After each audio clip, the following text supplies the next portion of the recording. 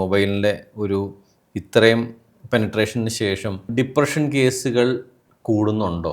ഇതിൽ വരുന്നൊരു വലിയ പ്രശ്നം എന്താണെന്ന് വെച്ച് കഴിഞ്ഞാൽ, ഈ മൊബൈലിൽ നിൽക്കുന്നിടത്തോളം കാലം ഈ മൊബൈലിൻ്റെ ആപ്പുകൾ യൂസ് ചെയ്തിട്ട് ഫേസ്ബുക്കോ അല്ലെങ്കിൽ ഇൻസ്റ്റഗ്രാമോ അല്ലെങ്കിൽ അതിനൊരു 5000-ഓ 10,000-ഓ മില്യനോ ഒക്കെ ഫോളോവേഴ്സ് ഉണ്ടാവുകയൊക്കെ ചെയ്യുന്ന രീതിയിൽ നമ്മളതിനെ അങ്ങ് ആഘോഷപൂർവ്വം ഉപയോഗിക്കുകയും നമ്മുടെ ഡോപ്പമിനെ ഇടയ്ക്കിടയ്ക്കൊക്കെ ഇങ്ങനെ ഉണ്ടാക്കുകയും വീണ്ടും വീണ്ടും ഡോപ്പമിൻ കിട്ടാനായിട്ട് നമ്മുടെ തലച്ചോറ് വേഴാമ്പലിനെ പോലെ വീണ്ടും അതിലേക്ക് നമ്മളെ കാത്തിരുന്ന് നമ്മളെ അതിലേക്ക് തള്ളിവിടുകയൊക്കെ ചെയ്യുന്ന സാഹചര്യം ഉണ്ടെങ്കിൽ പോലും എനിക്കൊരു സങ്കടം വന്നു കഴിഞ്ഞാൽ മുഖാമുഖം ഒരാളെ കണ്ട് വർത്തമാനം പറഞ്ഞില്ലെങ്കിൽ എനിക്കെന്ത് സന്തോഷമാണ് കിട്ടുക?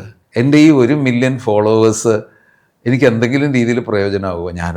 എൻ്റെ സങ്കടം പറഞ്ഞിട്ട് ഞാൻ വല്ലാതെ ദുഃഖിതനാണ്, ഞാൻ വളരെ ഡിപ്രസ്ഡാണ് എന്ന് പറഞ്ഞിട്ടൊരു പോസ്റ്റ് ഇട്ട് കഴിഞ്ഞാൽ ആ 1 മില്യൺ ഫോളോവേഴ്സിൽ ചിലപ്പം ഒരു 50,000 പേര് ചിലപ്പോൾ ലൈക്ക് ചെയ്തെന്ന് വരും. പക്ഷെ എത്ര പേര് എന്താണ് താങ്കളുടെ വിഷമം, താങ്കൾ എന്തിനാണ് ദുഃഖിക്കുന്നതെന്ന് തിരിച്ചു ചോദിക്കൂ. അതെ അതെ, അതാണ് ഈ ഡിജിറ്റൽ ലോകത്തിൻ്റെ ഏറ്റവും വലിയ വൈരുദ്ധ്യം.